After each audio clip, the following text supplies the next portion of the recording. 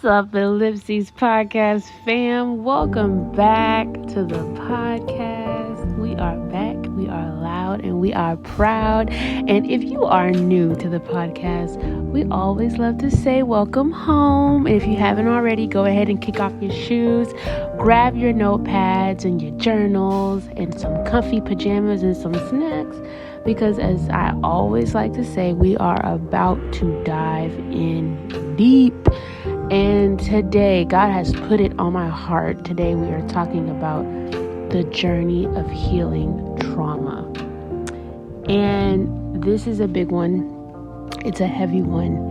And it is one that, is not healed and done overnight. This type of journey takes time.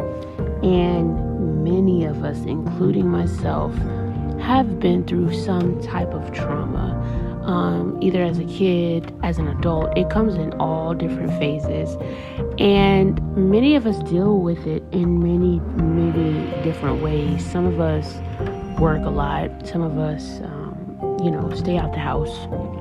Some of us go and have fun. And unfortunately, depending on the severity of the trauma, some people, some of us might turn to, something bad like drugs or, addictions or, things like that, take us further into the residues of our trauma and the roots of where it came from. It kind of drives us deeper into those things.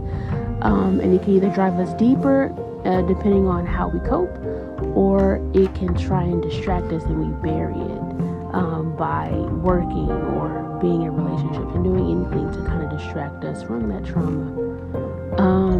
And one thing I really want to dig into is when we are trying to heal our traumas and we are trying to find peace within ourselves, find peace with what happened, and honestly doing our best to give it to God. And people say, oh my gosh, it's a journey, just go to therapy. One thing I want to tell you is you are safe and it is okay to still be dealing with the trauma even if it is 20 years later.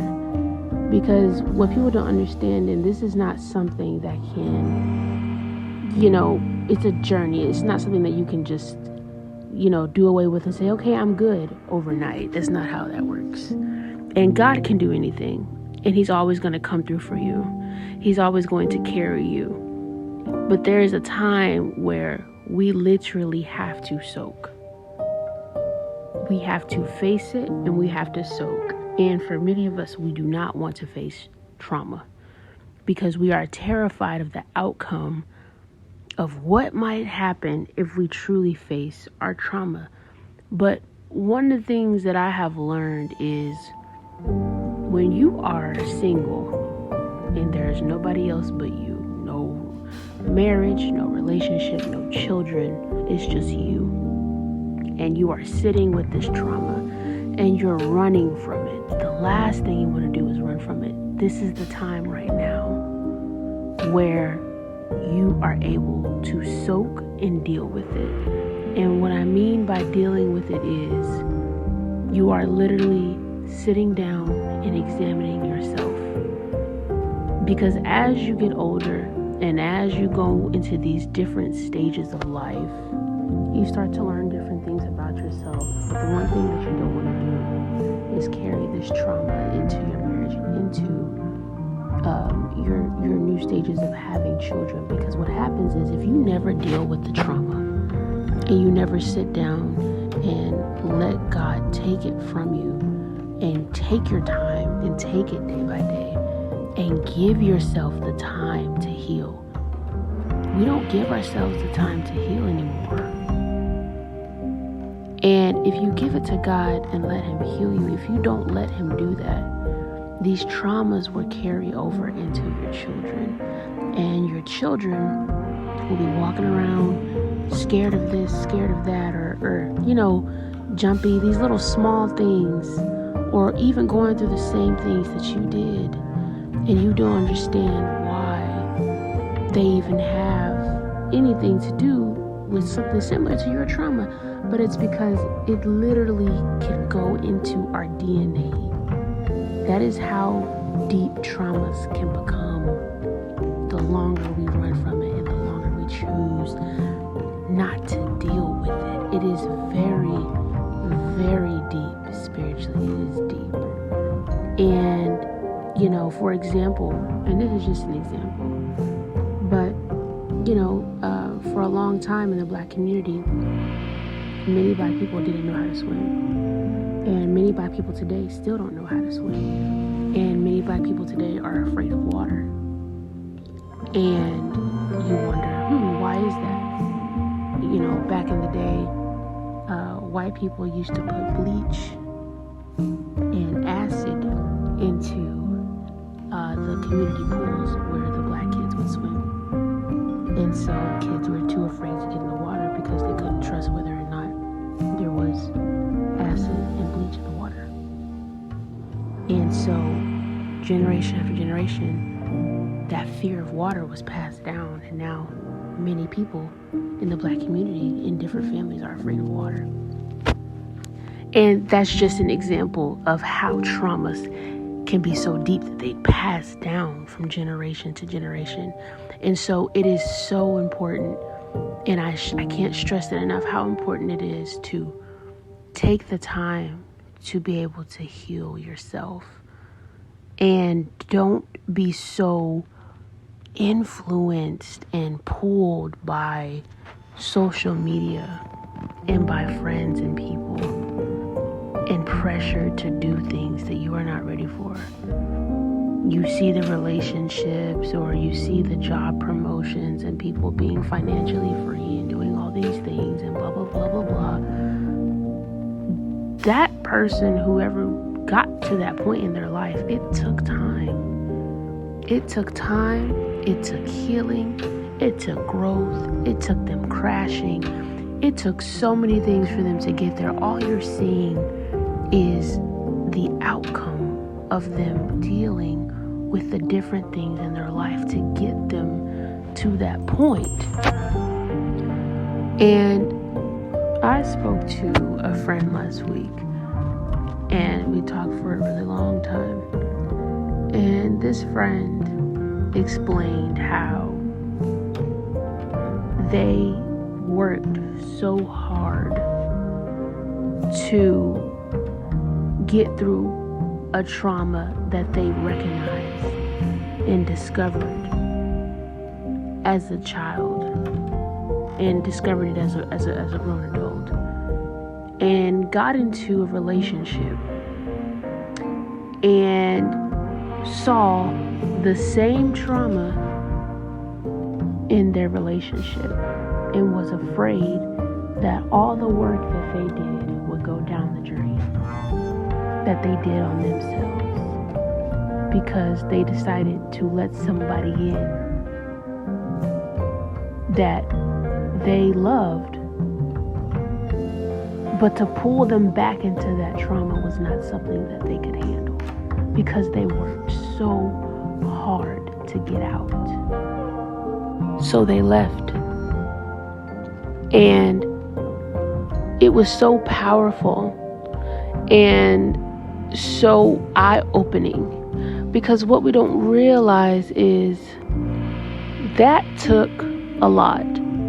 It took getting to know themselves, taking the time to soak in the trauma and recognize and figure it out. What are the traumas that I have, and how can I get through them so that in my life these are not obstacles that I have to trip over, but something that I can fly and glide over. And the questions you need to ask yourself is, what are the ways that I can start to heal so that I'm not passing these things down to my children and my grandchildren, because it starts with me. And, we can sit and blame others all day about the trauma that was given to us. But when it is given to us, it is our responsibility to handle it and deal with it accordingly, so that the enemy does not have power over you in the midst of it. So in the process of giving that trauma to God and telling him, God, I don't know how to handle this. I don't know what this is. This is what I feel. Because sometimes the trauma can be so deep where we sometimes can even forget what happened. And all we know is that God knows, and all we can do is give it to him and go, God, I don't know what to do with this. Show me what to do with this. And a lot of times he will show you exactly what you need to do with it. But the first step is recognizing that there is trauma, and recognizing and accepting the fact that this is yours, and it does not have to be yours, but it is yours for the moment, and it is something that you need to sit with and deal with so that you can be free. Enemy can be so slick to where he can use the smallest things that you would think would not hold us back and bound us to the capacity that it's able to. But when we don't deal with things like traumas, the enemy can literally use it to bind us to certain points and moments in our life, to where we feel like we're back on that carousel going round and round and round again, when all we had to do was step off. And stepping off could just mean writing in a journal every evening about everything that we're feeling on the inside about whatever trauma that is. That could be taking a walk in nature, leaving your phone, allowing your mind to decompress, to be able to focus solely on God's voice, or you could also go and literally sit in silence and play some worship music and allow God to speak to you through that. And these are just little things to begin the process of recognizing what our traumas are. Therapy is always an option, and the problem with what's going on today is people think that we've been trained to think that therapy is a bad thing, and that therapy means that we're weak, or that we can't handle it, or we're not independent, or we're not strong enough, or that we're these weak-minded individuals. And that is not the case. And it is truly the complete opposite, because when you can admit and say, you know what, I'm going to therapy, it is not only a part of that healing journey, but it helps you to see yourself from a different perspective. And we have friends, we have family that we can talk to, but a lot of times therapy is like a mirror looking at ourselves. And sitting with ourselves, and the therapist is just listening, but sitting with ourselves, looking in the mirror and recognizing the different things about ourselves. The goal and the root and the key to healing trauma is getting to know you. Taking the time to know you, taking the time to figure out the little things about you. And that means taking time to be isolated and letting God isolate you, so that he can take that time to be able to heal you, to take that time to be able to show you your flaws, to be able to show you the things that you think is wrong with you, but really God is going to use those traumas and use you figuring out what those things are to be able to flip it. And now you're not the one dealing with it and soaking it. Now you're healed. And now you are speaking to others who are going through the exact same trauma as you.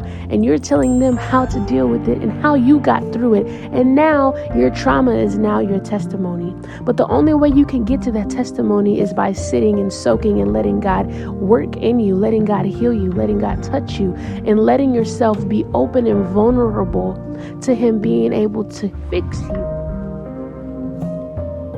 You are beautiful. And a lot of times When we go through trauma, we could think we're flawed. We could think we're broken. We could think we're not perfect anymore. And we start to beat ourselves up to think that we're not worth it anymore because of the trauma that we've been through, and that, oh, I don't want to be a burden on somebody. Oh, I don't want to, put my past and my weight on other people. No one said you had to do that. You're not putting your burdens on other people. Truly and honestly, your friends that are going to be there for you, who are going to pray for you, who are going to uplift you and heal you, those are the friends that you should be speaking to about that. But in the meantime, God says, at the end of the day, He is I am. And He could be all your friends in one. This could be a complete solo journey with just you and God. It doesn't have to include therapy. It doesn't have to include family. It doesn't have to include friends. It doesn't have to include any of that. But you have to start somewhere. You have to pick up the pen. If you don't pick up the pen, how can God finish and write the rest of your story if you don't go through this part of your life? Because your story has so many more facets and doors to it. And this is just a door that you have to walk through. But walk through it boldly, because you're going to get through it. You're going to get through it. God is not somebody who's just going to leave you and not come back. He hasn't forgotten you. He hasn't forgotten you. If anything, He's chasing after you, and you've been running. Some of us have been running. Stop running. Stop running and allow God to sit with you and allow Him to truly just love on you through this. Some of us might worry like, oh my gosh, this is going to take forever. This is going to take 2, 3 years, 4 years. God can take something that could have took 10 to 5 years and fix it and heal you in the span of 6 to 4 months. But if we don't even start, there's no way for us to find out. But even after you're healed of the trauma that you haven't been through, the next goal is to get to know yourself and truly get to know yourself. So that way, going forward, you not only are healed from your trauma, but you are now implementing things in your life to ensure that you're not putting yourself back on the carousel of that trauma. And you are constantly being aware of who you are speaking to, who you are inviting and allowing into your life, and who you choose to share your past with. Because sometimes, even though we feel that we are being open and vulnerable with the people that we trust and love, there can be snakes in the grass and can use what we've been through against us. So it's very important to allow God to be able to guide you and show you who those people are that you can trust to be able to share your story with. But also, don't be afraid once you jump into this new journey that God is going to take you into after you heal this trauma, that you are too afraid to share your story, because the enemy is going to try and keep you and go, that it's too deep. You can't share that. You can't share that. You weren't perfect. You were doing this, that, and this, that, and the third. Don't let the enemy put you in a box to where you cannot share your story. Because God's never going to take you through something that He cannot use. When we're here on this earth, we say, God, why did this happen to me? Why did I have to go through this? You're God. And you know me. Why would you allow me to go through things like this? And one thing that I would say is, the enemy is always working. Always working. And God always has a bigger plan. And it's always going to work out for His good and for your good. And Psalms 23:4 says, even though I walk through the darkest valley, I will fear no evil, for you are with me. You're my rod and you're my staff, and they comfort me. Even in the midst of whatever you went through, God was there. And there was a shield and there was protection over you, even in the midst of the trauma that you went through. And it might not seem that way, but God was with you through it all. And even now, being your shield and covering you, even during the times where you feel that you are the lowest and you are the weakest, He's there to lift you and He's there to carry you. And He's not going to let you sit in this. This is your testimony. This is what's going to excel you and push you into the purpose that God has for you. Everything that has ever happened to you in your life, God is going to use. But you have to allow Him to use it, because you have to understand, this is earth. This is the enemy's playground. There is always going to be things that come our way that will try and knock us down and push us down. But God always said, I will have your back, and I'm going to send my angels to be able to prepare a table for you in the midst of your enemies. Just so that He can show that He is God. Stop running from the reflection of you. Sit down in the mirror and allow God to work in you. So grab that journal and start writing. Turn on that worship music and soak. Go take a walk without your phone. Speak out loud in silence if you need to, but begin the process of healing. Lean into God's arms and rest. Let the tears flow. Many of you have been through these traumas and you've never cried. Because you feel if you cry, it is the breaking of you. But it is the complete opposite. When you soak, allow those tears to flow. Even if you cry and there is no audible sound, God still hears you. I read something today where it says Yahweh. It's spelled WHYHWH, Yahweh. And we pronounce it as Yahweh. But if you go deeper, it's really the sound of breathing. So even in the midst of the tears, in our breathing, we still say His name, and He still hears us.